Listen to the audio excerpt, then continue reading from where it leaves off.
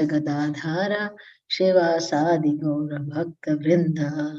Hare Krishna, Krishna Krishna, Hare Hare, Hare Rama, Rama, Hare Hare. Hare Krishna, Krishna Krishna, Hare Hare, Hare Rama, Rama, Hare Hare. Hare Krishna. So we are reading Srimad Bhagavad Gita, and we will be reading, continuing with the chapter 2.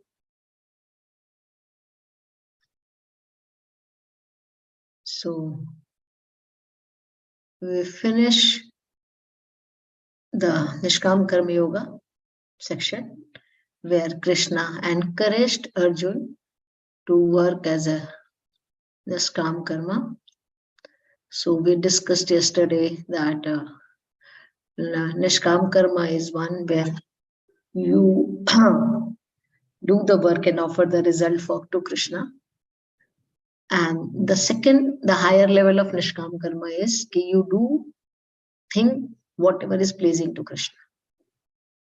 So in Nishkam Karma Yoga, desire of result is not there. The person who is doing Nishkam Karma Yoga doesn't desire the result. But he is attached to though he is not attached to the result, but he is attached to the doing duty. I want to do this, but I am doing in a detached manner. Sometimes people do charity and to different institutions, different places, and they're detached. They don't want any result, any name, but they do the charity because they want to do somewhere. But as I discussed, if our charity also is not going into the right place, so we get the reaction. So whenever we are doing the food distribution, if they are distributing the non-vegetarian food over there, then we get some reaction also. So like that, he's not attached to the result, but he's attached to the work. But Bhakti Yoga is not even attached to the result, not even attached to the work. Whatever is pleases to Krishna, we do it. So if Krishna wants me to do this, I will do this. If Krishna wants me to do other thing, I will want to do other things. See how this battle of Kurukshetra became a Bhakti Yoga, because Arjuna was giving reason. Arjuna was in a Satogun because he was in mode of goodness. Because that is the reason he was very sattvic, he was not attached, he was not result oriented, and he was thinking that I should not be enjoying all these things, and why should I kill? So he was in the Satoguna, but he was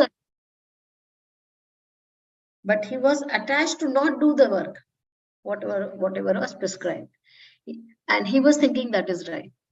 But then afterward, when the Krishna spoke Bhagavad Gita to Arjuna, and at the end of chapter, I think 17th or 18th, Krishna will say, I have given you all the knowledge, now yathekshasi tatha kuru. Whatever you decide, you do it. I gave you all the knowledge, but I now give you the free will. You decide whatever you want to do. And then Arjuna says, now nashto moha smritir labdha. All my moha has gone. I have regained my memory.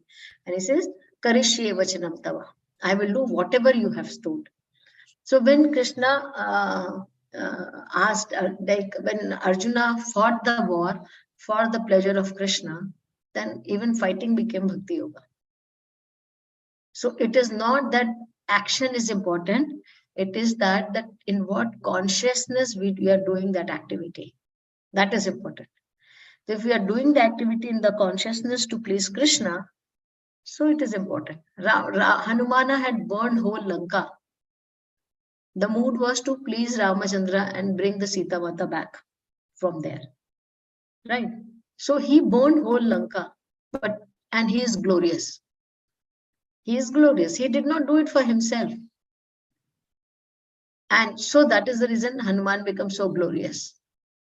So it is not important what activity we are doing. It is important that in what consciousness we are doing that activity. If we are doing the activity to satisfy our senses, then it will give us reaction.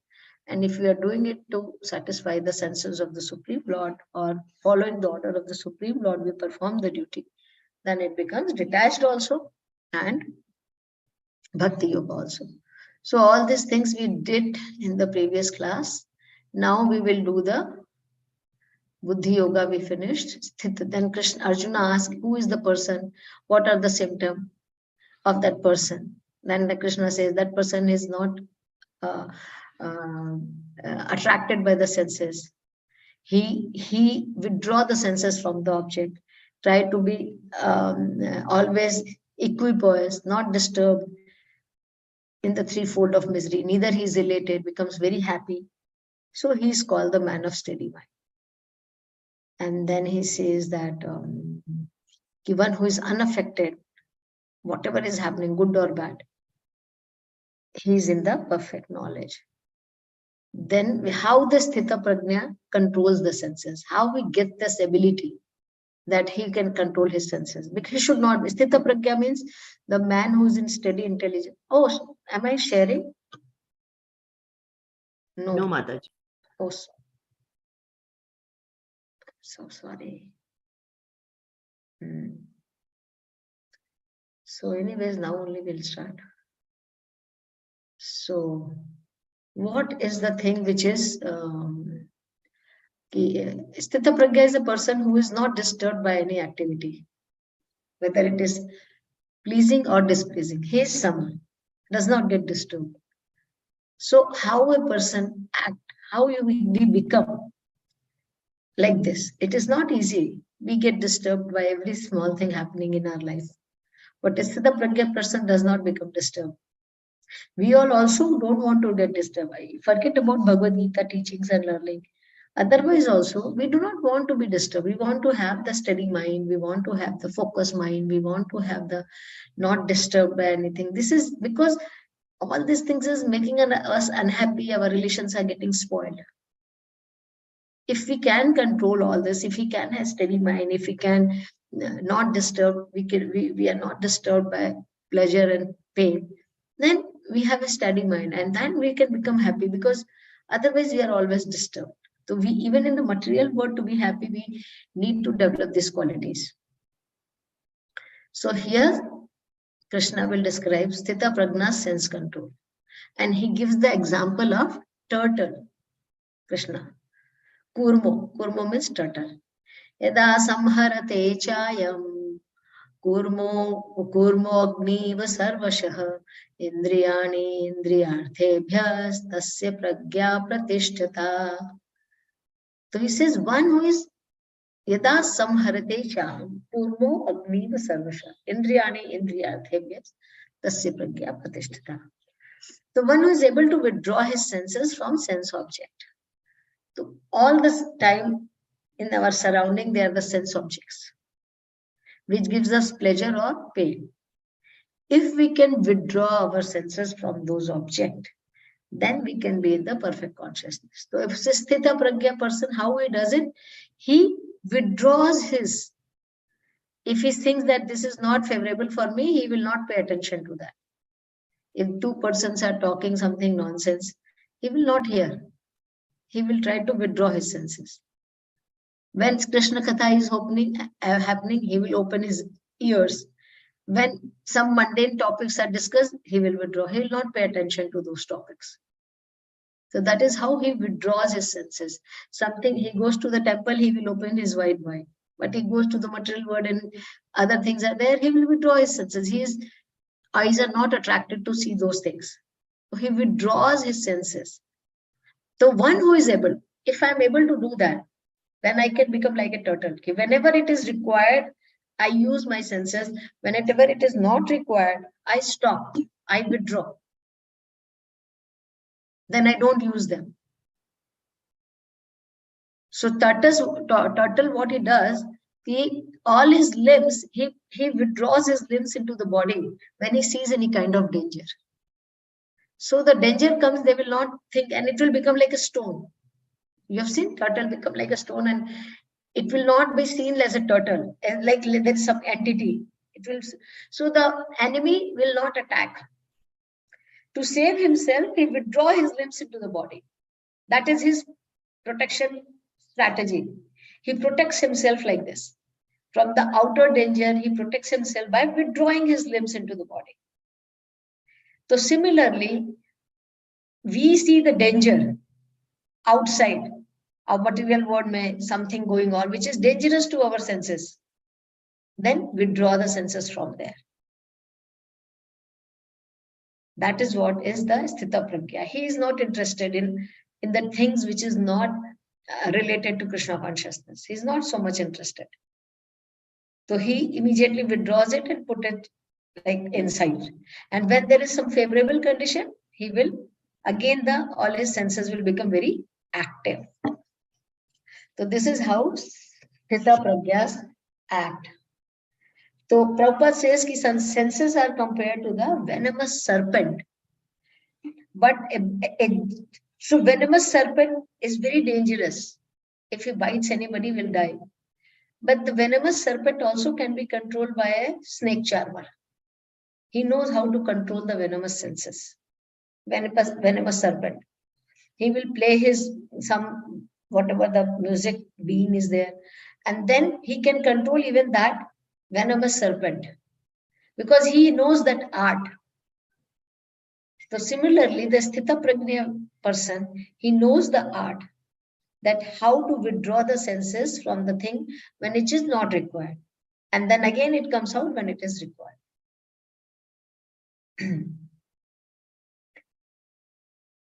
Sorry.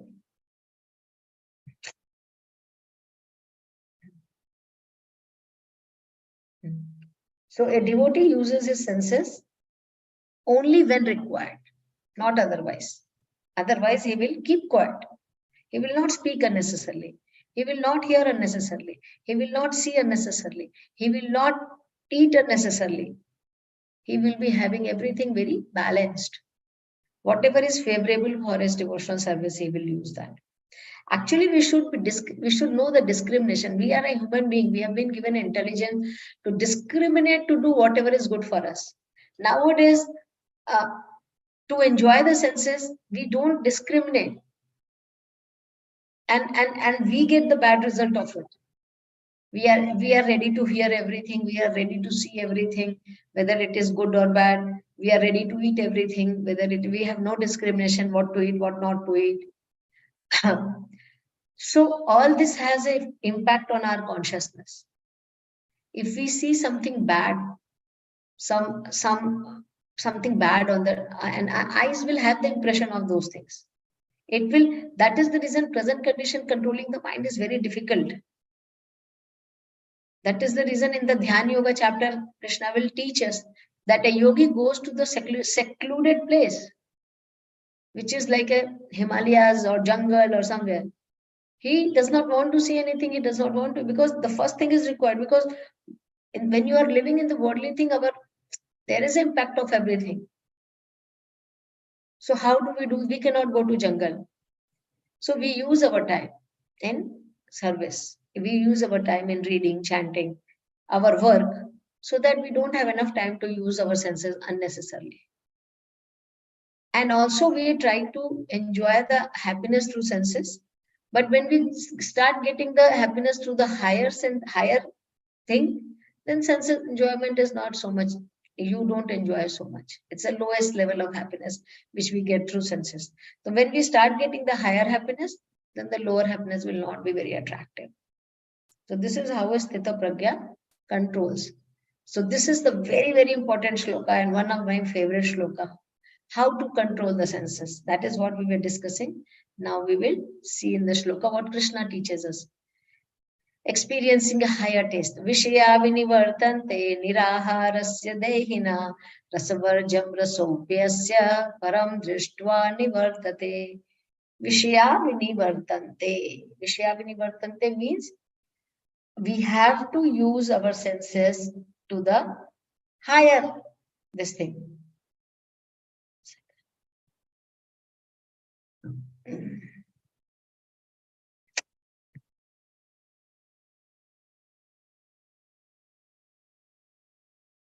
Yeah. Vishya means object of the senses. Vinivartante means when refrain ourselves. A person can refrain from the sense object. How?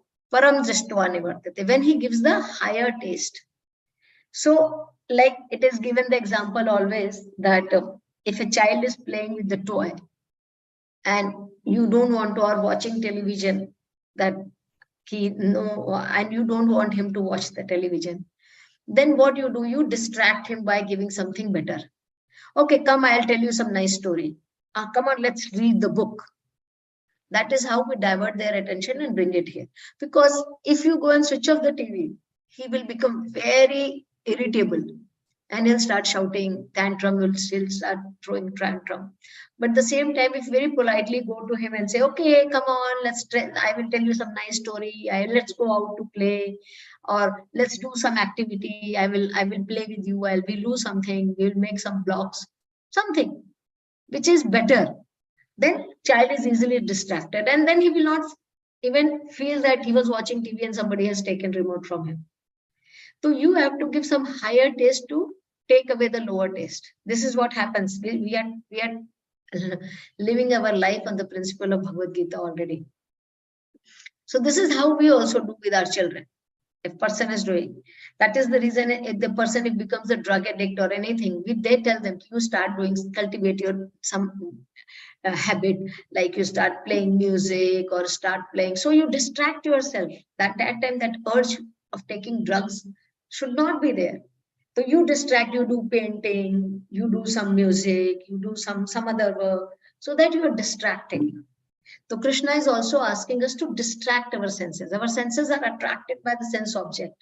Anything which we see, we want it. This is our nature. I saw something nice, I want to eat. I saw something nice, I want to have it. I saw something, like anything, we want to enjoy immediately that. But if we, all the time it is not good, so we have to give the higher taste. So he says, though the embodied soul may be restricted from sense enjoyment, the taste for the sense object remains. But ceasing such engagement by experiencing a higher taste, he is fixed in consciousness. So if we are trying to curb, taking, as I said, you want to take away the remote from the child's hand, the desire to will be like, it will be very, he will be not happy, he will be irritated again. But if you give them something better, just taking the remote will not solve the problem. He will take back the remote, he will start again because he has seen something, he's enjoying that, and we are stopping. But if you give them higher taste, okay, let's go out, let's go to park, let's go to some, I'll take you to some tennis class, or I'll take you to somewhere else. So then we give some higher taste, then it is good. So if we try to curb our senses by artificial means, nowadays a lot of people say, no, you do this, you do that. Curbing will not solve, because desire to enjoy will be there. There is no purification. But when we engage in the higher, experiencing the higher taste, then the desire of the lower taste goes like off. So enjoyment through the senses is a lower taste. So there's a story of Prahlad Maharaj here. Dhruva Maharaj. Dhruva Maharaj was a son of a king named Uttanpad.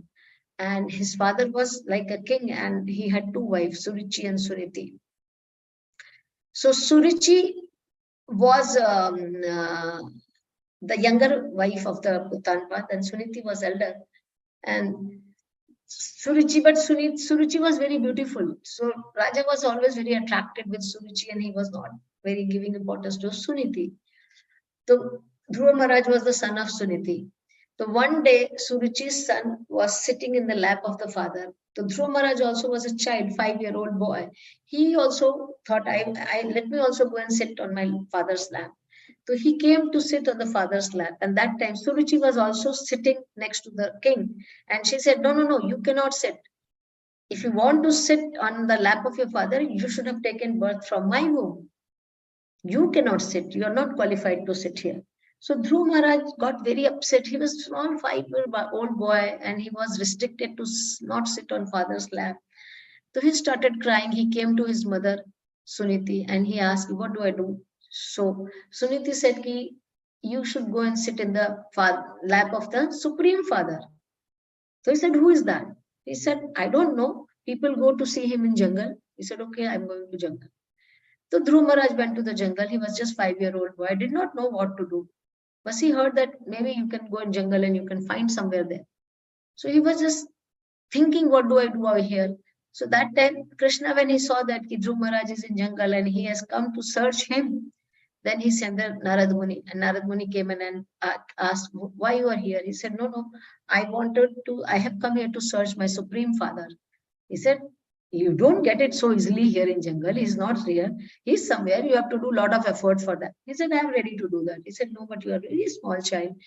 And this is a very like jungle and dark, and in the evening it will become dark and animals will come and it will be very scary. You cannot stay here alone. And you have to stay here for a long time. It's not that you will see your father today. So he said, no problem. I will be staying here. I will not be scared. He said, no, but you are very small. You cannot do all this. It's very hard process. He said, no, I will do it. And very determined, Dhruv Maharaj was there. And that time, Narad Muni gave him the mantra to chant, and Dhruv Maharaj started chanting the mantra.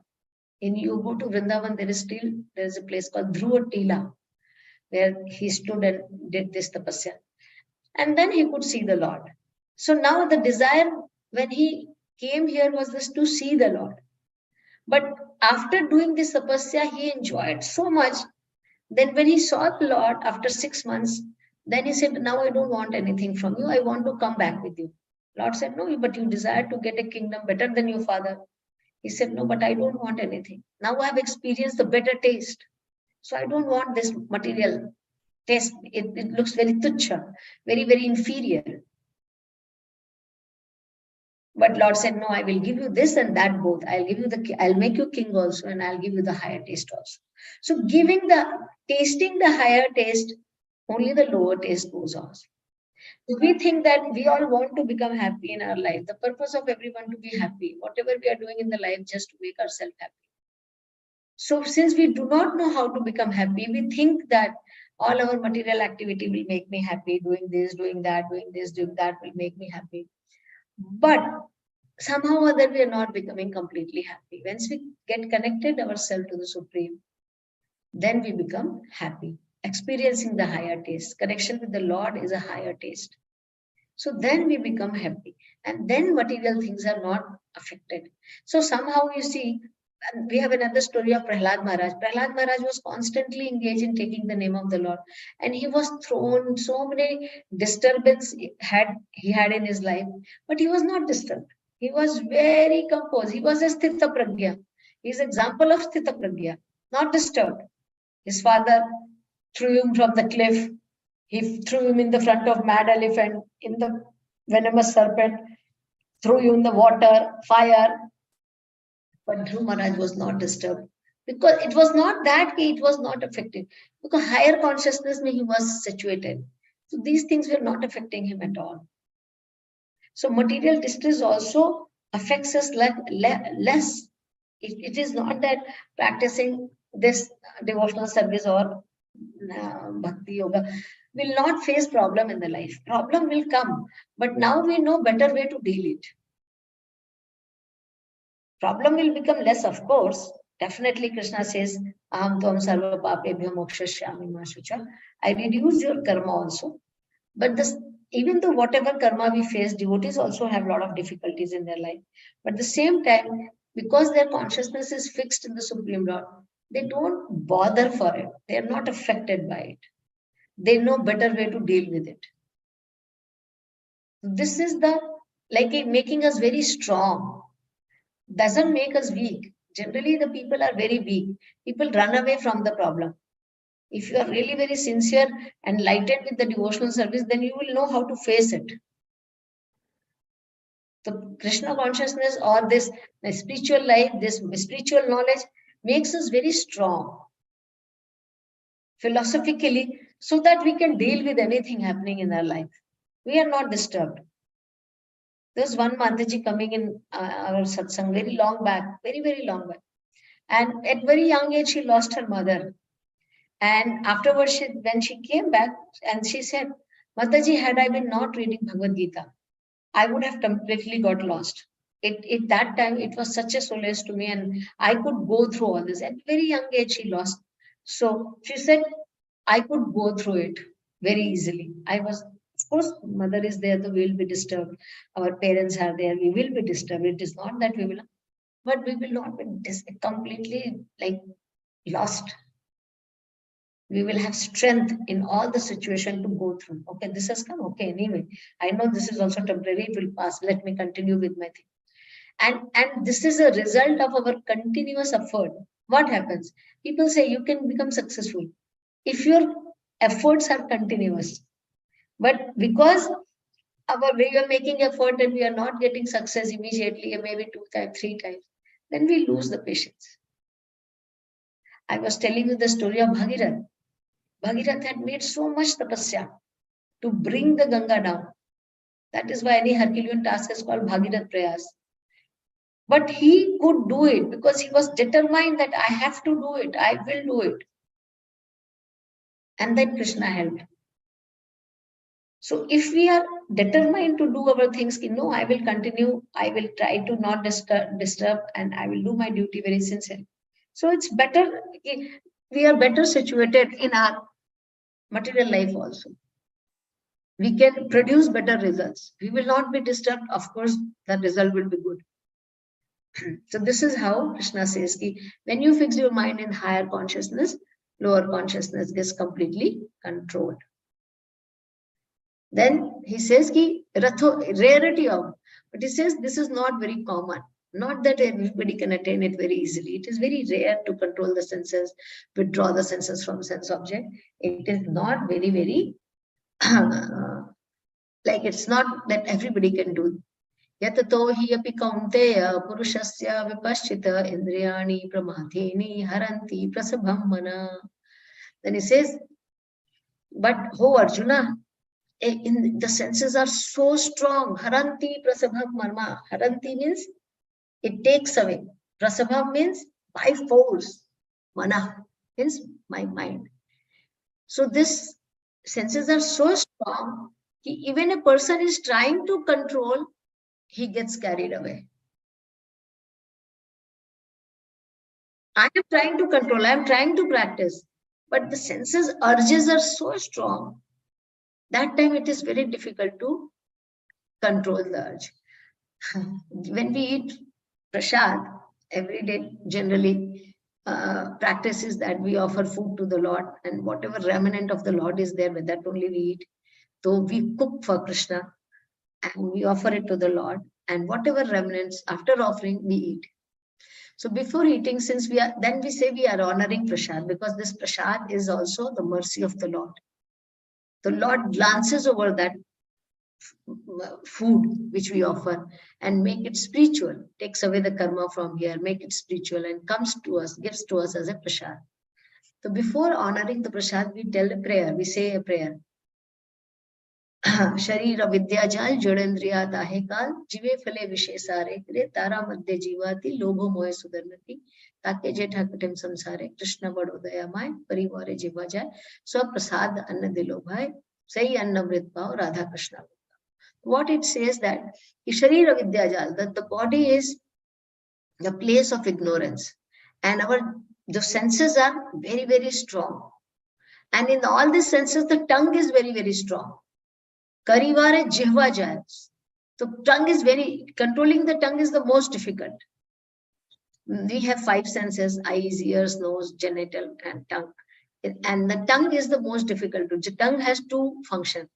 All the senses have one tongue, tongue has 2. Tongue speaks also and tongue eats also. So if we can control the tongue, then all other senses are controlled, it is said. So he says ki Krishna Bode Dayama. Krishna is very merciful. And because to give us mercy, he purifies the food we offer to him and give this as a anna, what we offer as anna, come as an amrit to us. Means Krishna glances over there and gives his mercy through prasad. So if you eat Krishna prasad and if you take jetha krimsad, then you can overcome this, all the difficulty of material world. And you eat Krishna prasad and take the name of Radha Krishna. If you chant the name of the Lord, and then if you eat Krishna Prasad, then the tongue is controlled. Because tongue start getting the higher taste. Prasad is higher taste, Krishna's name is higher taste, then the lower taste tongue will not enjoy. And when the tongue is controlled, all other senses, it is very easy to control all other senses. So if we really want to control our senses, we have to start eating Krishna Prasad and we have to start taking the name of the Lord. So here he says that the senses are so strong, and that is Arjuna, they forcibly carry away the mind, even of a man of discrimination who is endeavoring to control them. So senses are like, we read that like a venomous serpent. They're very, very strong. Even though you are trying, what happens? We sit with the mala, we start chanting. Within a second, the mind goes here and there. Within a second.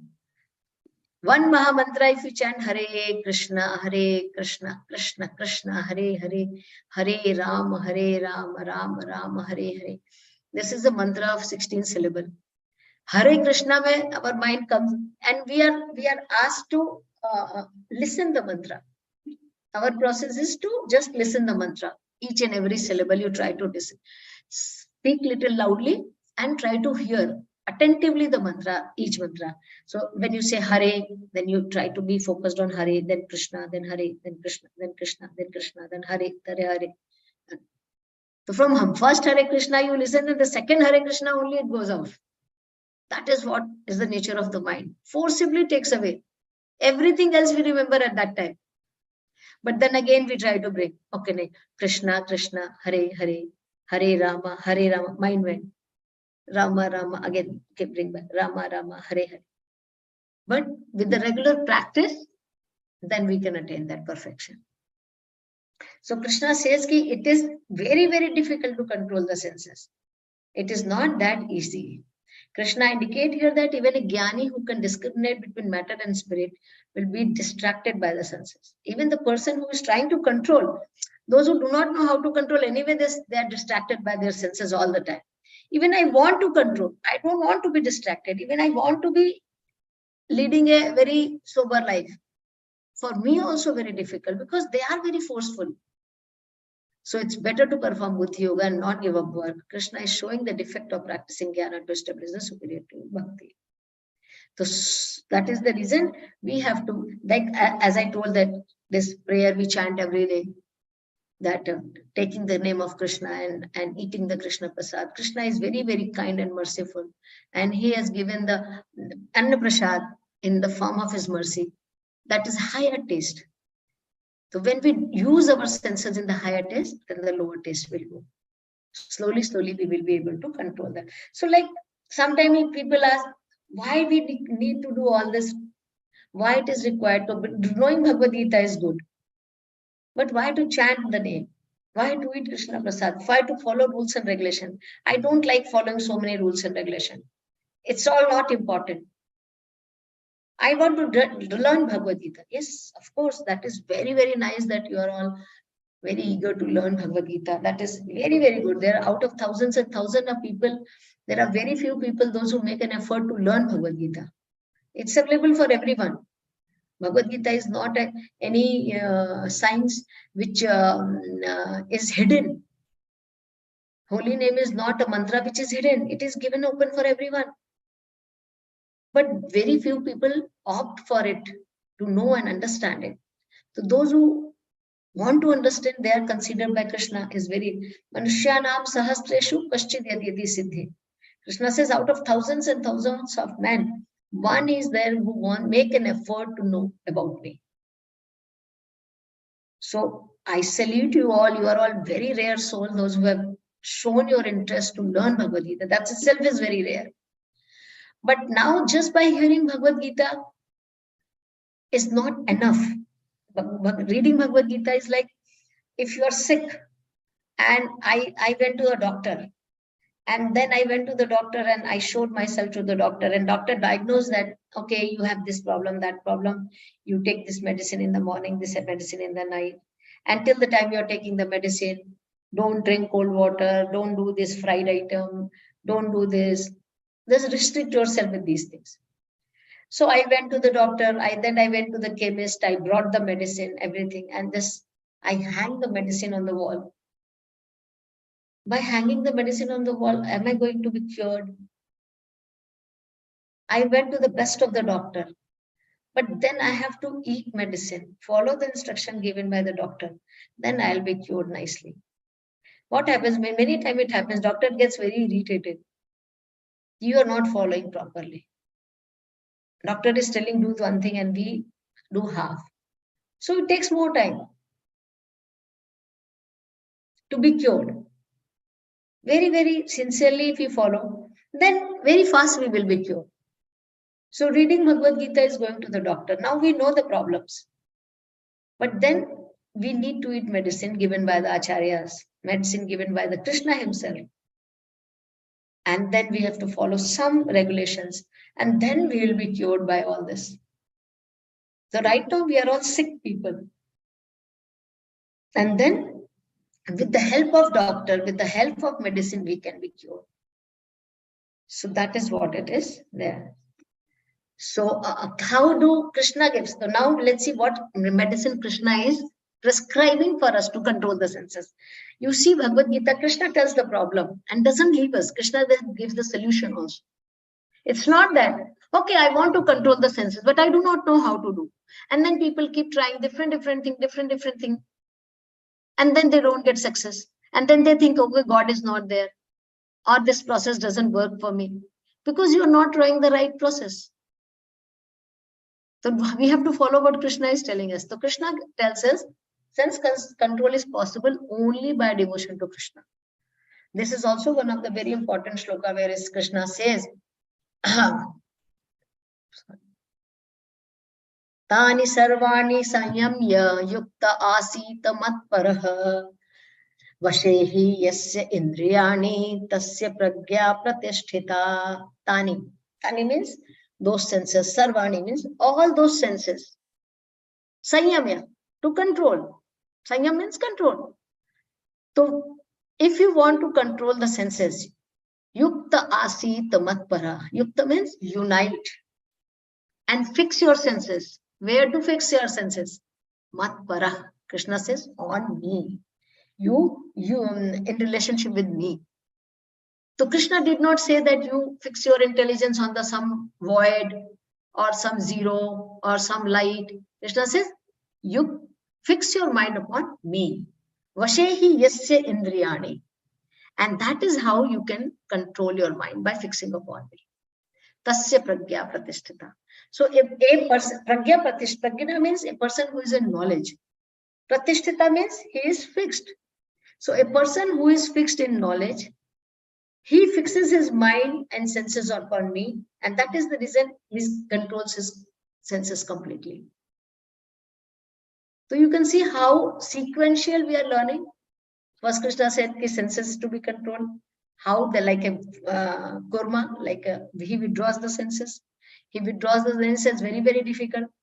That is not those who control, they are called the sthita pragya, but it is very hard. They are very forceful. They take away the senses, even though those who want to control. Then how do? We know all these things, but we do not know the solution actually. Problem we know. We all are going through the problem that we are not able to control the mind. We are trying various methods, but we are not able to control our mind. So Krishna gives the solution. One who restrains his senses, keeping them under full control and fixes his consciousness upon me is known as a man of steady intelligence. Now we know that how do we fix our mind on Krishna? What do we do for that? How do we? Krishna says you yukta matpara. You fix your mind upon me. Now practically how do we fix our mind? There is an example in the Bhagavatam given by Amrish Maharaj. Amrish Maharaj says, I use my eyes to see the beautiful form of the Lord. I use my ears to hear the glories of the Lord, Bhagavad Gita, Srimad Bhagavatam, and other scriptures. I use my leg to go to the temple. I use my hand to clean the temple. I use my nose to smell the flowers and incense which has been offered to the Lord. I use my tongue to chant the holy name and eat Krishna Prasad. And that is how all my senses are controlled. So this is how Amrish Maharaj has given the reference. This is how I control. I use all my senses in the service of the Lord. So that is how we can fix our mind in the service of the Lord. Hundreds and thousands of beautiful form of the Lord is there. We have every day Mangala Aarti, Sandhya Aarti, so many times. Every month some festival is there, some flower abhishek is there, some normal abhishek is there, some kirtan is going on the YouTube. We can use that. We can just see the beautiful form of the Lord. Many of you must be knowing, many of you must not be knowing. You log on to www.mayapur.tv. Maybe Lata, you can post in the group. And there you can see darshan of the Lord. Beautiful deities. You can go to ISKCON Vrindavan live and have the beautiful form of the Lord. Actually, if you go to mayapur.tv, you will see darshan of the various temples in India. Juhu, Kanpur, and even the foreign temples are there. You click on them and you get darshan of those deities. Beautiful form. Whenever you are free, have time, have darshan of those deities. So very beautiful they are. Then here, so much nice kirtans are there, beautiful legend. Now we have access through the YouTube and all. Even if you don't go out, you can hear the nice lectures on this thing. You can hear the holy name. Prasad we can offer, we can make cook at home and offer to the Lord and eat. So all those things we can do to fix our mind. The more we start using our senses in the service of the Lord, uniting with Him, then more it is getting controlled. There is no other way. All other way are artificially we are trying to curb them. And then when we are artificially trying to curb them, Krishna says, desire is still there.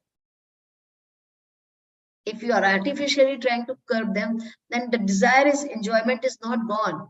We have to give the higher taste. Learn that we have to give the higher taste to our senses.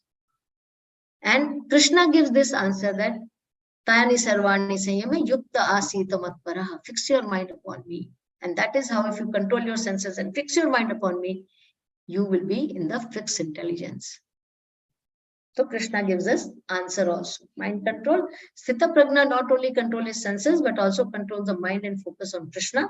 That indeed is the cause of control of the senses. Without surrender to Krishna, the sense join the weak mind to the respective sense object. Yes. Now, this section is again very, very important. I don't know how much time we have. Oh, we have 10 minutes. Okay. Maybe we'll just complete this, Krishna willing. So this section is very big. Even though I'm trying to fix my mind on Krishna, even though I'm trying to serve Krishna, but still we are all practicing. Many of us are practicing that, but still mind is not controlled. What to do, Krishna? And why it is happening? Why, even if I'm trying, why it is not, why it is happening? Then Krishna says, Arjuna asked this question, why this happens to us? Why do we fall down? Why, even if we're trying, but we are not able to control completely? Why we in between fall down? So this is a very important, this is very relevant for us actually. Dhyayato vishayan pumsa sangaste shupajayate sangat sanjayate kama kama krodho vijayata krodhat bhavati sammoha sammohat smriti vibrama smriti bhramshad buddhinasho buddhimashad pranashyati. Yes. So how we become angry? This is a very, very relevant shloka for us. Dhyayato vishayan pumsa. Dhyayato means contemplating, thinking about that. Vishaya means that object. When a person, pumsa means person. When a person starts meditating on some objects and subject, what happens? We develop the attachment with the object, right? I have not seen, but I started seeing the advertisement in the television that there is a 65-inch television and the color is nice and this is nice. And every time when I open to see something, that advertisement comes and then we attached. Oh, I also want to have this TV. And now I started contemplating, how do I have it? This month, next month, what I'll do with this, how I get the money, how I'll collect the money, where I take the loan, whatever is there. You start contemplating all the time. When I'm doing anything, our mind is there on the television only. Oh, I want to have this, because I developed attachment with that. How we develop the attachment? By seeing it again and again. Okay. Sangat sanjayate kama. For that attachment, the lust. Lust means excessive desire to have it. Excessive desire is called lust. For anything, even for material thing, if we have excessive desire to have something, it is called lust. Up there are two things, and sometimes we can have it, sometimes we cannot. If there is an excessive desire to have it, and somehow we cannot have it, then what will happen? We become angry. Sangat sanjayate kama, kamat krodho bhijayate. From the lust, anger arises. What happens when we get angry? Krodhat bhavati sammoha. Complete delusion. We forget. We can't see, right? Delusion means we do not see right and wrong. Illusion. And then illusion say bewilderment of memory. We forget. We forget whether it is right or wrong, whether I should have it or not. And when we develop the bewilderment of memory, we forget. And when memory is bewildered, intelligence is lost. And when intelligence is lost, one fall into material world. So when we are contemplating on the object, with that we become attached. With that attached, we become lusty to have it. And if it doesn't get fulfilled by any chance, then we become angry. When we become angry, the first thing is that it बोलते ना क्रोध में कुछ दिखाई नहीं देता, अंधा हो जाता है आदमी. What happens? It blinds you. You just don't see anything. And then when you don't see anything, you forget that this person, whether I should be angry or not, who is this person, what is my relation with, you forget everything. Afterwards, we repent. Oh, I should have not told this. Oh, why did I do this? I should have not said this. But that time we will not have. Memory is lost. We forget all our relationship. We forget all our what is right and wrong. And in that, our intelligence is also lost. We do not know how to control it. And when intelligence is lost, we end up doing something wrong. Intelligence is there to discrimination. There is a difference between the mind and intelligence. Mind is the thing which want, desire. Intelligence is the thing is higher than the mind, which discriminate. I may desire everything, but the intelligence will discriminate whether it is good for you or not. That is the work of the intelligence. Intelligence say we will decide. When I went out, I wanted to eat something, but intelligence said, no, it is not good for your health. You should not eat. But the mind is so strong that most of the time it overpowers the intelligence. So that is the reason Krishna says, keep your intelligence fixed on me so that your intelligence can control the mind. An intelligent person, a person who is spiritually advanced, his intelligence controls his mind. And a weak person's mind controls its intelligence. And when the intelligence is lost, then everything is lost. You have no discrimination. You do whatever is wrong, right? There is no discrimination only. So this is the fall down due to uncontrolled mind. So if the senses are not controlled, the mind is not controlled. The mind is not controlled. This is what happens to us. So we are falling in our own problem again and again. We become irritable. We become very short-tempered. We do the bad thing in any impulse. We are not taking the right decision in our life. We are carried by the senses all the time. We forget right and wrong. This is what happens in our life. Very classic example, we generally have this, that when a person comes home and he is contemplating on something, and that time, and his mind is dwelling into that, like maybe he has seen some watch, and he want to have that watch, that I go that way every day, I see that watch and I want to have that. He comes home and he's doing internet research on that watch again and again, and the child comes and child says, oh papa, come, let's play with me.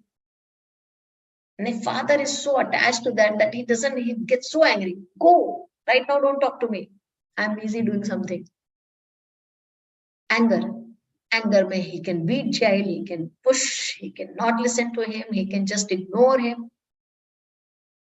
Because excessive attachment to things. So when we are excessive attached to something, and how does we are contemplating of the sense object? Then it creates problem in our life. It creates problem with the relationship. It creates a problem with our office staff. It creates problem with our own self, because we have no control on ourselves. So that again we fall into the doing the wrong thing. So this is a very important shloka. So this is how it goes, contemplating the sense object. Once develop the attachment, attachments develop the lust, lust anger, anger delusion, delusion bewilder of memory, loss of intelligence, fall down. Lesson, be aware of damaging thought as it gets converted into cruel plans and end up in regrettable actions. So easily Krishna says, before this thought comes, only try to control, use your intelligence. Buddhi yoga, use your intelligence. Decide whether it is not right or wrong. Don't develop this unnecessary attachment, which brings problems to you in your life. People doing suicide, people doing drug addict, becoming drug addict to overcome their attachment.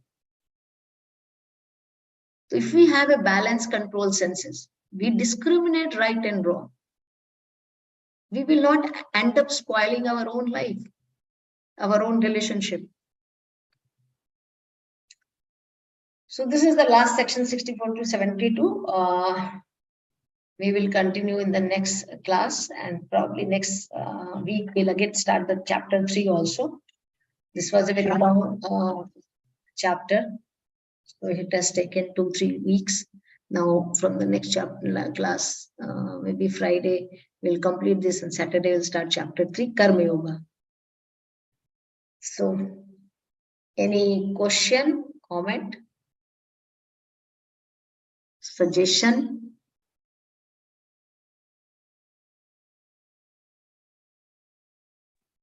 Can I ask one thing, Mataji? Yes, yes.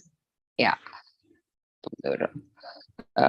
Basically, one day we were discussing, because I'm a strict vegetarian among our friends. So they said, you also eat living things. You eat vegetables and all. You are all eating living things. Yeah. And you take the milk of a buffalo or cow. Okay. It is only meant for the calf, not for you. So, such things, they goes on. You also eat living things. Yes. So I said, but they are vegetables. Okay. So that is the point. And one thing is, when the child in the parenting, we say rewarding system. Give the reward to the child. Okay. Yeah. We'll give you this if you do this. Okay. Yeah. So what happens? They become in a habit of these fruitful activities. Yeah. Okay. Correct. Because young child cannot discriminate it. Yes, correct. So I want if we can teach them right from the beginning something, which is on the correct path. Yeah, correct. What I wanted to say. So this is a very, very nice. Every time when we tell this that you should not eat non-vegetarian food, this question always comes. People say, you also eat vegetable. There was some worker working in my house, and I told that they were non-vegetarian. I said, you should buy your killing. Well, madam, you are also killing. Only thing, the plant cannot speak. So that is the reason plant is not crying. So but what Bhagavatam says, yes, Jivo Jivasya Jivanam. Yes. One living entity is food for other living entity. That is how the cycle has been made. So there is a cycle, eco cycle. Eco cycle, we don't eat kankad pathar. We don't eat dead matter. Nowadays we are eating dead matters also. Pizza and pasta, which is you keep in the fridge for 6 months also you eat. It is like a type of this thing. But generally we survive on the living organism. So everybody, we all eat living. So this is a ecosystem that one living entity is food for another. Yeah. Yeah. That is the system. Ecosystem is like that. So Yeah. what is the point here is living, when we eat plant, so for human being, the plant, our they say the tooth is made, our intestine is made like that. We can digest better the plant. We can have better this thing with the plant food. It is animal food is not meant for a human being. It is meant for animal to eat animal. For the human being, the body is not even designed scientifically also. Our intestine is so long, our canine is so short, we cannot tear apart and eat. So we are not hunting and eating. Na? Sometimes they will say, if you are not eating the animals, only animals will be there on. So we are making also natural balance so that we are killing them. Are you going to hunt and eat? We are not going to hunt and eat. Na? What we are doing? We are producing the animal to eat them. What is the farming is happening?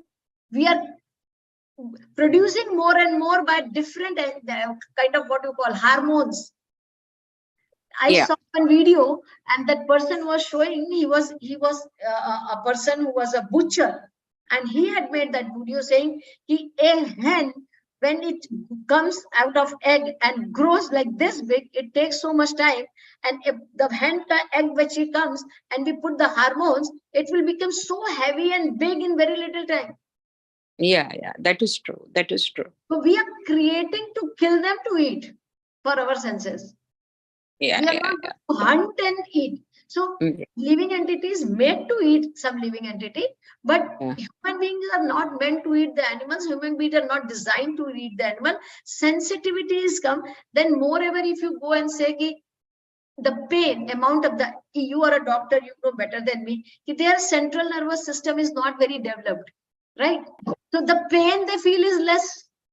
As the central nervous system develops, amount of pain you feel is more. Like you kill the ant, you kill the cockroach, you kill the rat, you kill the dog, you kill the cow. You see your consciousness feel difference in killing this, because as soon as the central nervous system develops, that is how much pain you feel about it. So it is not that I plug the plant is having the same pain and you pull the hand of a cow. It is not the same pain. Yeah, no, it's true that we read right from the beginning, Jivo Jivasya Bhojadam. Yeah, it is what we read. So this is, and the amount of pain is also, you plug the plant. You don't pull out the tree. You plug the flower and again the tree comes, again the plant comes, again you get the fruit from that plant. You take, so the amount of pain is not as such. The amount of pain is killing an animal. In the animal also, you are killing an ant, or you are killing an elephant or a dog. You see the pain, the blood.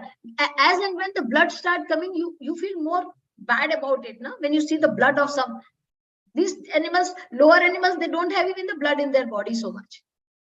Yeah, so there are few. Yeah. That way also your consciousness is like that. It is not the same kind of pain that they are feeling.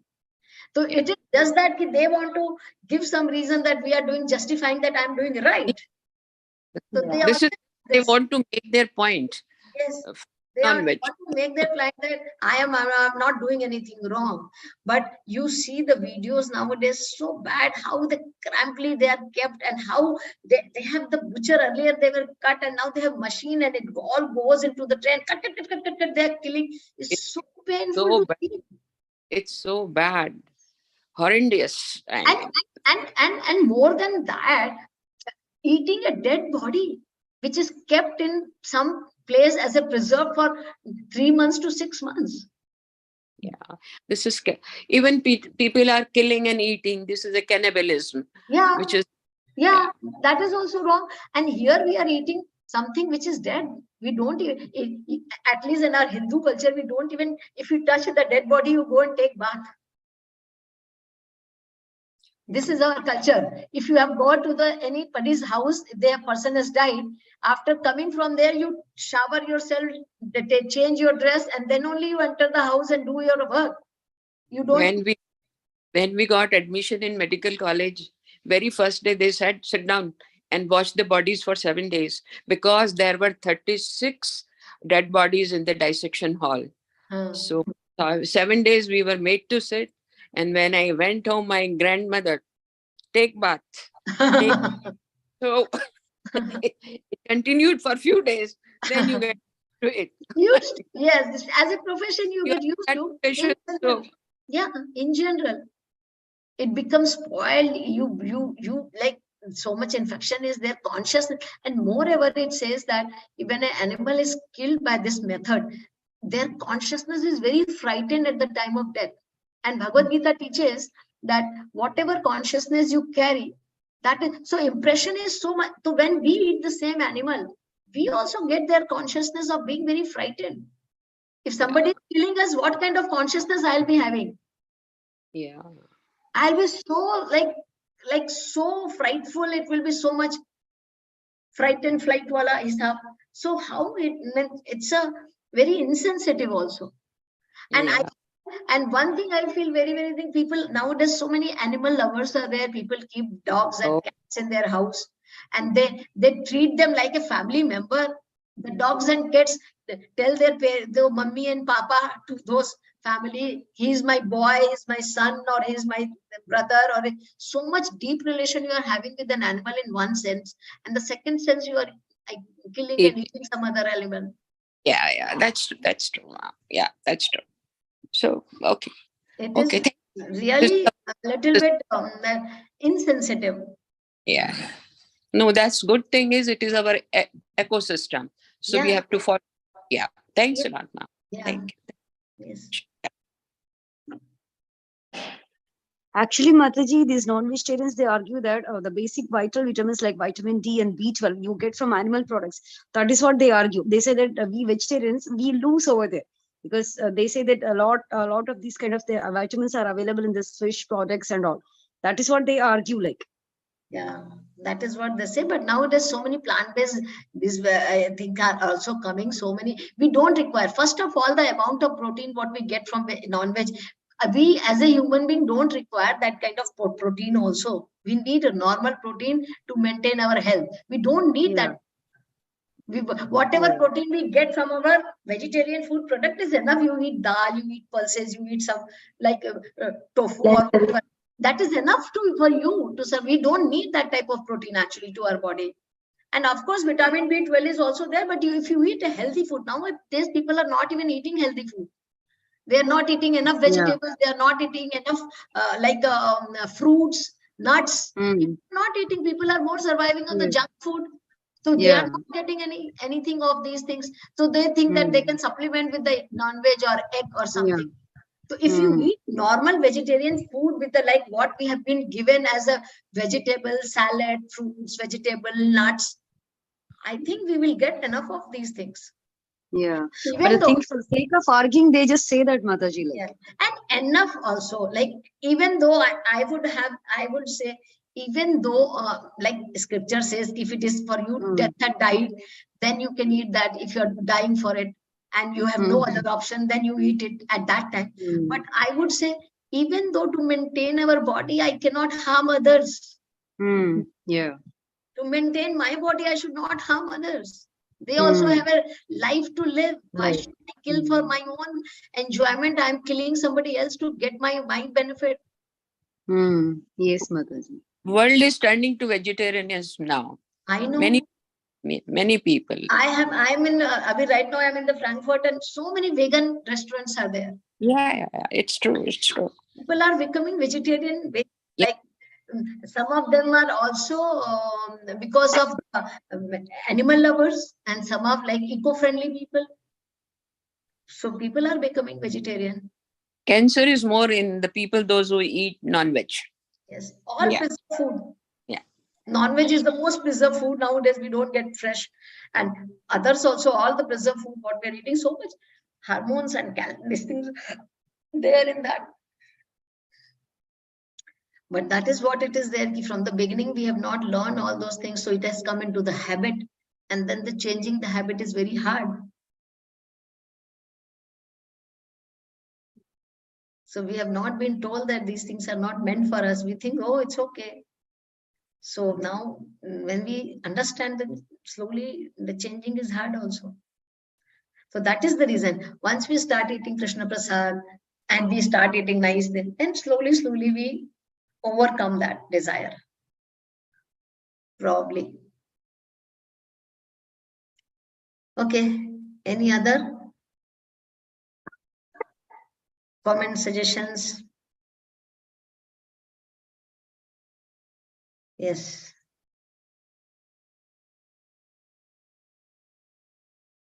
Okay, the next class we meet Friday, Saturday. Yeah. Okay, Mataji.